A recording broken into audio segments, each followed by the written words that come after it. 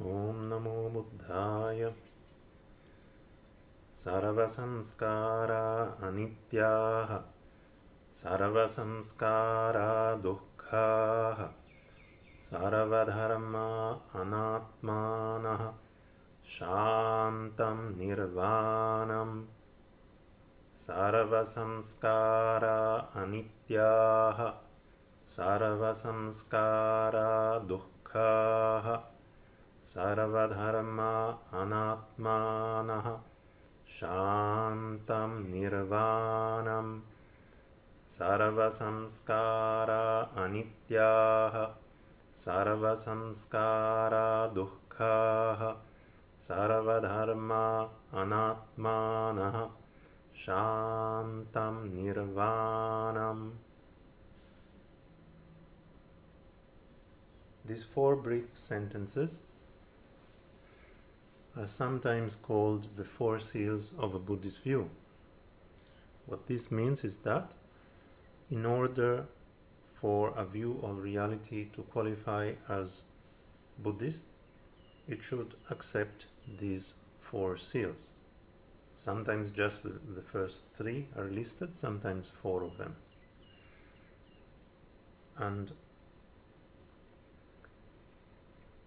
they characterize all things by using the word samskara and using the word dharma, and there's a slight difference between these two words, so I will try to point that out. First, let me split the sandhi of the first sentence. Here we have sarva-saṁskārāḥ, a-nityāḥ. So what happens in terms of sandhi is that the visarga is dropped. So you see, aha plus a becomes a followed by a. So sarva-saṁskārāḥ means all samskaras. It's a masculine plural, first vibhakti. And this sentence is a simple sentence meaning all samskaras are impermanent. So nitya would mean permanent, a-nitya means impermanent. Samskara is a way to look at things when they act as causes. So we can contrast the word samskara to the word samskrita. So samskara comes from sam, the upasarga sam, plus kra. Kra means to do, to make. So all factors, in the sense of causal factors, things understood as causes within a causal process of dependent arising, all of them are impermanent. That doesn't mean that everything is impermanent, not necessarily, because certain dharmas, according to a number of Buddhist schools, are actually permanent. Those dharmas which are not produced. So some schools accept, for example, that space is an unproduced dharma and thus it is permanent. Secondly, we have another rather similar sentence, sarva-saṁskārāḥ duḥkhāḥ. Again, the sandhi works in the same way, in the sense that aha in front of do becomes a do. The visarga is dropped.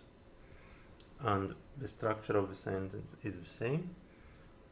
All samskaras are suffering.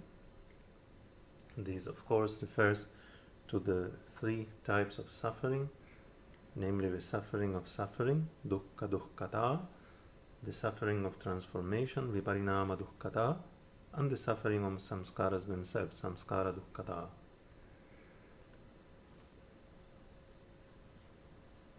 Some schools make an exception, meaning that the marga satya, the truth of the path, is not considered to be suffering, since it brings towards the cessation of the kleshas rather than the opposite. Then sarva-dharmāḥ anātmānaḥ. Again, you can see a similar type of sandhi. The visarga is dropped in front of a. And here we make no exception.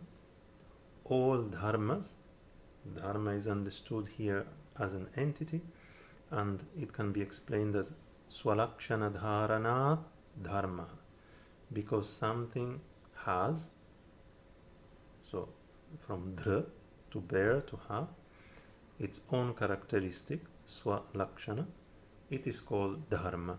So this can refer to anything whatsoever, and anything is without a self. So you see the word atma is here. This is a negation, and it's the same as this a. It has the same function, but it appears with an added n because of being in front of a vowel. So sarva-dharmāḥ, anātmānaḥ. All dharmas are without self, which means, at least at a very basic level, without a permanent, non-contingent person over and above them. And lastly, śāntaṁ, nirvāṇam. So nirvāna is peaceful, pacified, meaning free from suffering, free from mental defilements, i.e. kleshas. Again, this sentence is structurally identical to the others because we have a noun which we can consider to be qualified by a qualifier. In this case, the noun is neuter, therefore the qualifier is also neuter, singular, first vibhakti.